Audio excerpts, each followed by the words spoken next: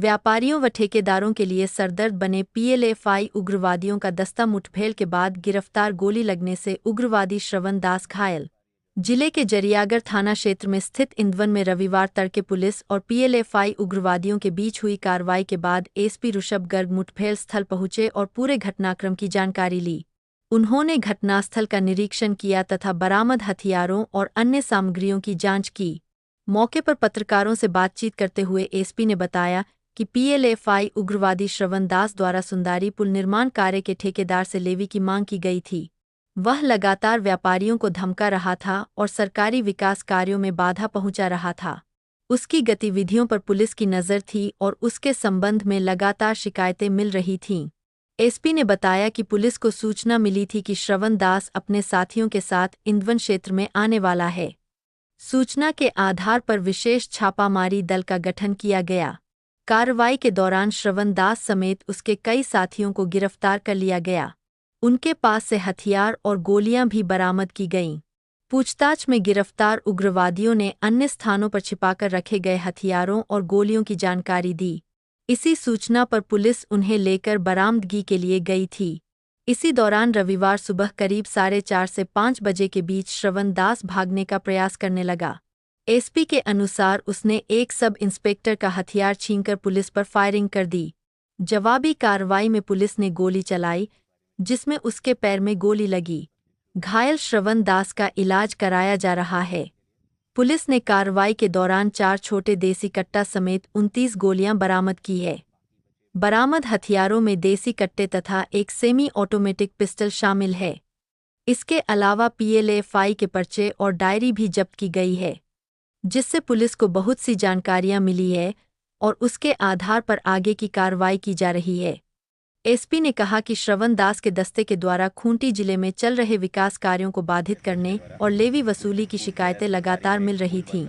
इस कार्रवाई को खूंटी पुलिस की बड़ी उपलब्धि बताते हुए उन्होंने कहा कि इससे ऐसी घटनाओं पर अंकुश लगेगा। उन्होंने संगठन के अन्य सदस्यों से आत्मसमर्पण कर मुख्यधारा से जुड़ने की अपील भी की। पकड़े गए गिरफ्तार उग्रवादियों के नाम।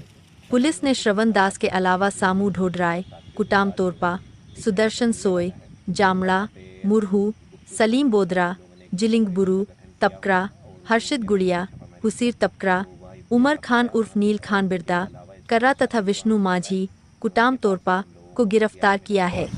पुलिस सभी से पूछताछ कर रही है। जब पूछताछ किया गया तो इसके द्वारा कन्फेशन में बताया गया कि इसने कुछ जगह पे और अपने हथियार और कुछ गोलियां छुपा के रखी हुई हैं। उसी के क्रम में उसको जब यहाँ पे लाया गया तो यहाँ इस जंगल से भी इसके द्वारा हम लोगों को 2 हथियार बरामद करवाए गए और कुछ गोलियां भी बरामद की गई। उस क्रम में जब ये बरामद करवा चुका था उसके पश्चात इसने भागने का प्रयास किया। अंधेरे का फ़ायदा उठा करके लगभग सुबह 4:30 से 5 बजे के बीच की घटना है। उस क्रम में भागने के क्रम में इसने एक हम लोगों के सब इंस्पेक्टर से उसका पिस्तौल छीन के उसके ऊपर फायरिंग करने का प्रयास किया और फायरिंग किया भी इसने। और जवाबी कार्रवाई में पुलिस के द्वारा भी फायरिंग की गई और उसी क्रम में इसके गोली लगी है पैर में और अभी यह इलाजरत है रिम्स में। श्रवण दास नाम का जो व्यक्ति है और बाकी जो लोग हैं वो पुलिस हिरासत में हैं और उन लोग को जल्दी ही हम लोग न्यायिक रक्षा में। क्या कुछ बरामद हुआ है? कुल मिलाकर के हम लोगों को 4 छोटे हथियार और 21 और 8 29 गोलियां बरामद हुई हैं इन लोगों के पास से। गोलियां जो हैं हम लोगों की वो पिस्टल की भी हैं और कुछ गोलियां जो हैं देसी कट्टे की भी हैं। इसी प्रकार जो हथियार बरामद हुए हैं वो हथियार भी देसी कट्टे के रूप में भी हैं और सेमी ऑटोमेटिक जो देसी पिस्टल होता है उसके भी वो भी हथियार होता है। क्या लगता है सर, इतना हथियार बरामद हुआ है, इसका तार कहाँ जो आपका? यह इसके पास से हम लोगों को हथियार के अलावा पीएलएफआई के बहुत सारे पर्चे बरामद हुए हैं। इसके पास से हम लोग को डायरी बरामद हुई है।